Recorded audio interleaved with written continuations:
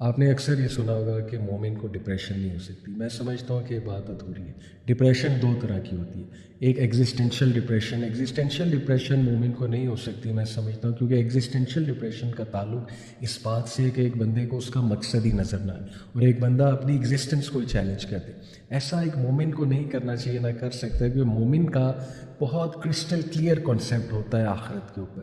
اس لیے as long as آپ کے کانسیپٹس کلیئر ہیں کہ دنیا کی زندگی ایک ٹیسٹ ہے، ایک ٹرائل ہے، یہاں مشکلات آئیں گی اور اللہ تعالیٰ میری مدد کرے گا اور اللہ تعالیٰ مجھے ہمت دے گا، اور آپ کے کانسیپٹس کلیئر ہیں کہ آخرت میں بہت جزا ہوگی، بہت ریوارڈ ہوگا، تو ایگزسٹینشیل ڈپریشن تو نہیں ہونی چاہیے. لیکن ایک دوسری ڈپریشن ہے کلینکل ڈپریشن، جو کیمیکلز کا امبیلنس ہوتا ہے. وہ کسی کو بھی ہو سکتا ہے، ضروری نہیں کہ کوئی مومن ہو یا کوئی مومن نہ ہو، کسی بھی انسان کو ہو سکتا ہے، کیونکہ وہ ایک بایولوجیکل چیز ہے. تو ہمیں لوگوں کو جج نہیں کرنا چاہیے جب وہ ڈپریشن کی بات کریں. ہیونگ سیڈ اٹ، ہمیں ہر بات کو بھی ڈپریشن نہیں کہنا چاہیے. ہم ایون غم کو، سیڈنس کو، پریشانی کو بھی ڈپریشن کہہ دیتے ہیں. تو اتنا ہمیں لوزلی ڈپریشن کا لفظ استعمال نہیں کرنا چاہیے. تو بات کرنے کا مقصد ہے کہ ڈپریشن بالکل ریئل ہے، لیکن اس کو لوزلی استعمال نہیں کرنا چاہیے.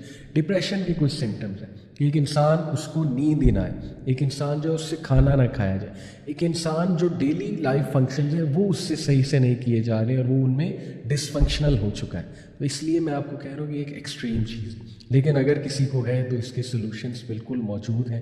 وہ سلوشنز چند ایک میں انشاءاللہ آپ کے سامنے رکھتا ہوں. سب سے پہلے سمجھ لیجئے کہ ڈپریشن 3 وجوہات سے ہوتی ہے.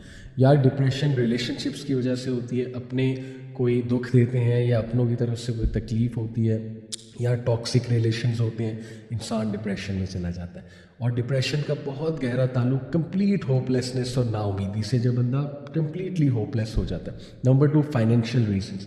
انسان معاشی وجوہات کی وجہ سے ڈپریشن میں جا سکتا ہے. کوئی بزنس لاس ہو گیا یا کوئی بہت دیر سے معاشی مسئلہ چل رہا ہے، اللہ معاف کرے، فقر سے، جیسے ہمارے نبی نے جو ہے وہ ظاہر ہے ریفیوج بھی مانگی ہے. اور نمبر 3، ماضی کی کچھ ایسی چیزیں ہوں کہ انسان ڈپریشن سے نکل ہی نہ سکے. تو یہ 3 مین وجوہات ہیں. اس کا سلوشن، سب سے پہلا سلوشن ہے دعا. بہت پاورفل دعاز ہے. اللہ کے نبی صلی اللہ علیہ وسلم نے ڈپریشن کی باقاعدہ دعا سکھائی ہے. اس کو سرچ کریں، ڈپریشن کی دعا کو ایزیلی مل جائے گی آپ کو آن لائن.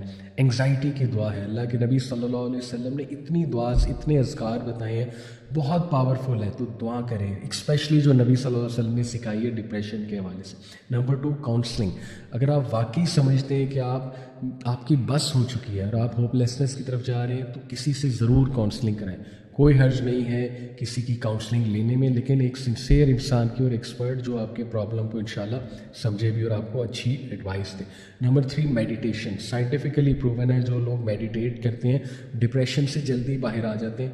اور کیا خوبصورت میڈیٹیشن ہمارے دین نے دی ہے، نماز کے ذریعے اور اذکار کے ذریعے اور تہجد. سبحان اللہ کے ساتھ وقت گزاریں تنہائی میں، آپ دیکھیں گے. اور نمبر 4، نیچر میں ٹائم گزاریں، نیچر میں جائیں، واک کریں، feel the grass, feel the air, fresh air, exercise, meditation, nature میں میڈیٹیشن کرنا. تو یہ چند ایک سلوشنز موٹے موٹے ڈپریشن کے. اور لاسٹلی سورہ ضحیٰ پہ ضرور غور کریں. سورہ ضحیٰ میں ڈپریشن کا کیور ہے، اس کے ترجمے میں بہت غور کریں. جیسے اللہ سبحانہ وتعالیٰ کا ما ودعک ربک وما قلی، کہ تیرے رب نے تجھے فورسیک نہیں کیا. اس لیے یاد رکھیں، اللہ تعالیٰ لوز یو اینڈ اللہ wants you to take care of you. اپنی مینٹل ہیلتھ کا بہت خیال رکھیں. جزاکم اللہ خیر.